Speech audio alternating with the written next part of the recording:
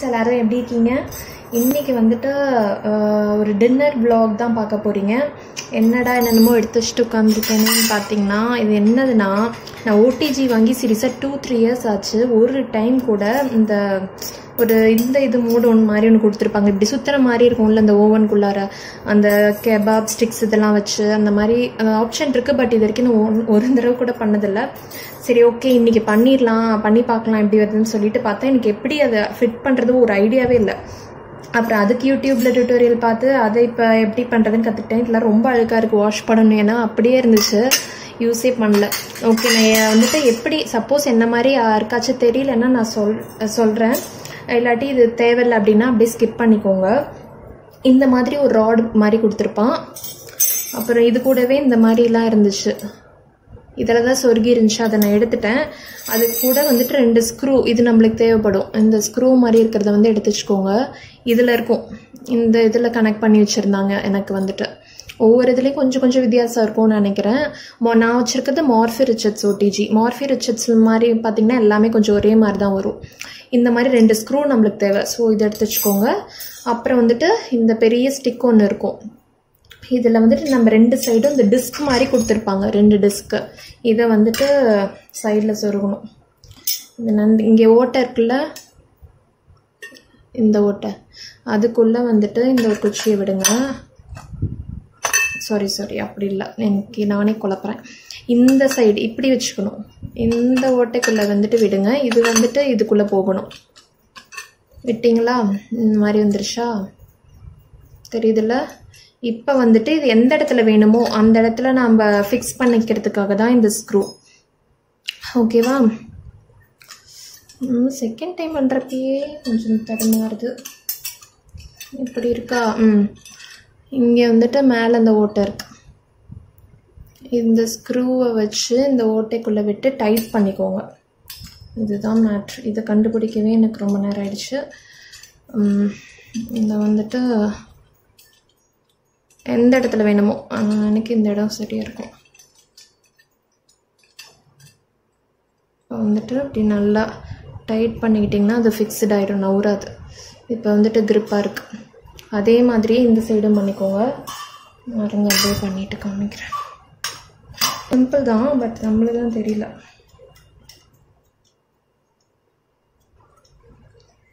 இதை இப்போ டைட் பண்ணிட்டோமா, ரெண்டுமே நல்லா க்ரிப் ஆகிடுச்சு. நல்லா ஃபர்மாக இருக்கணும், லூஸாக இருக்கக்கூடாது. அப்புறமேட்டு நம்ம இந்த மாதிரி நிறைய 10 ஸ்டிக்ஸ் கொடுத்துருக்காங்க. இதை வந்துட்டு இந்த இடத்துல இதில் மாட்டணும். கரெக்டாக அவங்களே கேப் கொடுத்துருப்பாங்க மாட்டுறதுக்கு. ஃபிட் ஆகிக்கும். சாரி, இதை ஃபஸ்ட்டு மாட்ட வேண்டாம். இதை நம்ம இந்த ஓட்டைக்குள்ளே ஃபஸ்ட்டு சொருகிடலாம்.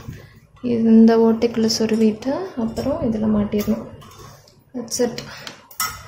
இதுதான் பார்த்தீங்கன்னா மேட்ரு. இதுக்கு இந்த இது ஓட்டை வந்து இதுக்கு வரும். இந்த மாதிரி தான் எத்தனை நம்மக்கிட்ட கெபாப் இருக்கோ அத்தனை ஸ்டிக்ஸ் தேவைப்படும். அதுக்கேற்ற மாதிரி வரைக்கலாம். கொஞ்சம் க்ராஸாக இருக்கும். இந்த ஓட்டைக்குள்ள வச்சுக்கோம். இந்த மாதிரி தான் பண்ணணும். இது வந்து உள்ளே அப்படியே ரொட்டேட் ஆகும். நம்ம ஓடிஜிக்குள்ளே எப்படி ரொட்டேட் ஆகும்.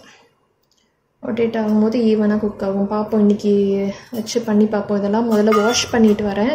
சிக்கனை வந்துட்டு நேற்றே மேரினேட் பண்ணி ஃப்ரீசரில் வச்சுருந்தேன். இப்போ வந்துட்டு எடுத்து வெளியே வச்சுட்டேன். இன்றைக்கி என்ன மெனுன்னு பார்த்தீங்கன்னா, chapati, veg kurma and chicken.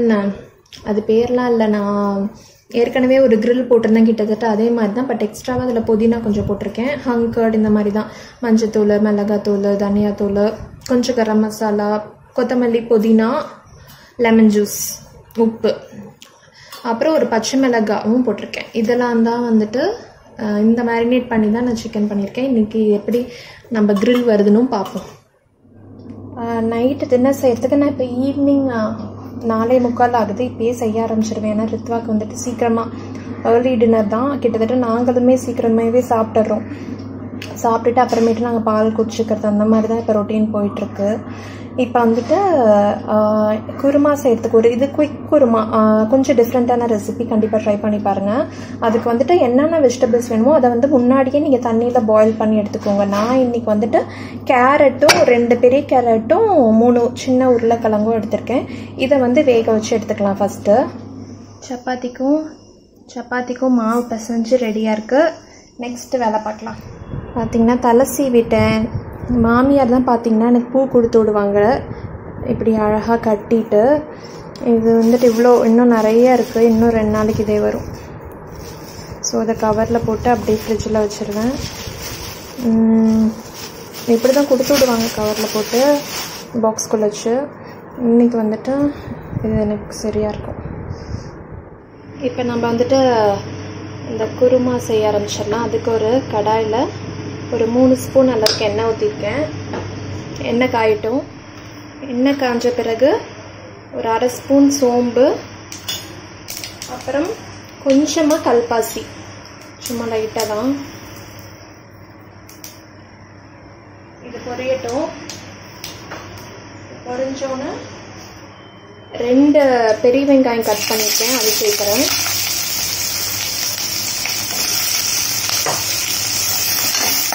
வெங்காயம் பார்த்திங்கன்னா நல்லா வதங்கிடுச்சு. வதங்கினோன்னே 1 டீஸ்பூன் அளவுக்கு இஞ்சி பூண்டு பேஸ்ட்டு சேர்த்துட்டு இதையும் நல்லா வதக்கிக்கோங்க, பச்சை வாசம் போகிற வரைக்கும். பச்சை வாசம் போன பிறகு 2 தக்காளி வந்துட்டு அரைச்சி வச்சுருக்கேன். அதை வந்துட்டு அதோட பியூரியை வந்துட்டு இதில் சேர்த்துடலாம். இதோட மஞ்சத்தூள் கொஞ்சம் போட்டுட்டு வதக்கி விட்டுட்டு மூடி வச்சுருங்க. இது ஒரு 5-10 மினிட்ஸ் ஆகும் இதோட பச்சை வாசம் போகிறதுக்கு. ஸோ இது இருக்கட்டும். உப்பு கொஞ்சம் போட்டு மூடி வச்சிடுறேன்.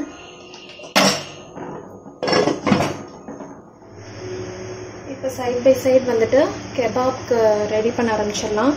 நான் ஃப்ரீசரில் வச்சுருந்தேன்னு சொன்னேன்ல சிக்கன், அது வந்துட்டு இருக்குது. இப்போ அதை வந்து ஸ்டிக்ஸில் இந்த மாதிரி குத்தி வைக்க ஆரம்பிச்சிடலாம். ஓடிஜியும் வந்துட்டு ப்ரீ ஹீட் பண்ணிகிட்ருக்கேன். இப்போ எல்லாம் வாஷ் பண்ணி இப்போ ட்ரையாக இருக்குது. குட்டி குட்டி போன்லெஸ் பீசஸ் தான் வாங்கியிருக்கோம். நானே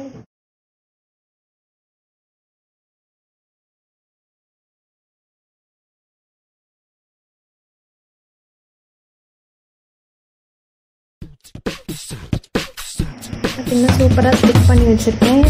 இதை கொண்டு போய் ஓடிஜியில் பத்திரமா வச்சுட்டுவேன். பார்த்தீங்கன்னா உள்ளே வச்சுட்டேன். ரொம்ப சின்ன சின்ன பீசஸாக இருக்குது. எனக்கு நம்ம உளுந்துருமான டவுட்டாக இருக்குது. ஓகே, இப்போதைக்கு சுற்றிட்டு இருக்கு. சக்ஸஸ்ஃபுல். இதே பெரிய சக்ஸஸ் தான். ஓகே, நெக்ஸ்ட் டைம் அப்படியே இதில் பண்ண கொஞ்சம் தெரிஞ்சிடும். கீழே வந்து எப்பொழுதும் ஒரு பேப்பர் போட்டுருங்க, அது இது சிந்துறதுக்காக. ஓகே, பார்ப்போம் எப்படி வருதுன்னு சொல்லிட்டு. இப்போ வந்துட்டு தக்காளி போட்டு கிண்டி விட்டுட்டு டக்குன்னு அடி பிடிக்கிற மாதிரி இருந்துச்சு, அதுதான் டக்குன்னு வீடியோ எடுக்க முடியல. கிண்டி விட்டுட்டேன். இப்போ இதுக்கு மசாலா தூள் சேர்த்துடலாம். தேவையான அளவு மிளகாத்தூள் நான் ஒரு 1/2 ஸ்பூன் கேட்குறேன்.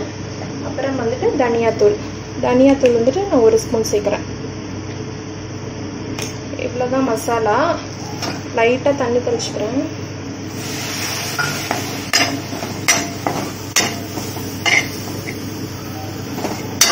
பார்த்தீங்கன்னா இப்போ கொஞ்சம் தேவையான அளவு தண்ணி ஊற்றிட்டு இது இன்னும் ஒரு 5 நிமிஷம் கொதிக்கட்டும்.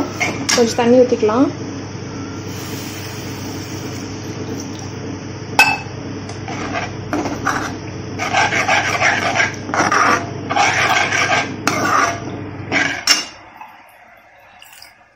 இப்போ மசாலா தூளோட பச்சை வாசம் போகணும். இது ஒரு 2 மினிட்ஸ் கொதிக்கட்டும். அதுக்கப்புறம் எப்படின்னு காமிக்கிறேன். பார்த்தீங்கன்னா நல்லா கொதிச்சுட்ருக்கு. இப்போ வந்துட்டு கட் பண்ணி வச்சுருக்கிற வெஜிடபிள்ஸ் எல்லாம் ஆட் பண்ணிடலாம். நம்ம வேக வச்சுருந்தோம்ல கேரட்டு உருளைக்கிழங்கும், அதை வந்துட்டு கட் பண்ணி வச்சுருக்கேன். அதை வந்துட்டு ஆட் பண்ணிடுறேன். அதில் எந்த காய் வேணாலும் சேர்க்கலாம். பட்டாணி, காலிஃப்ளவர் எல்லாமே நல்லாயிருக்கும்.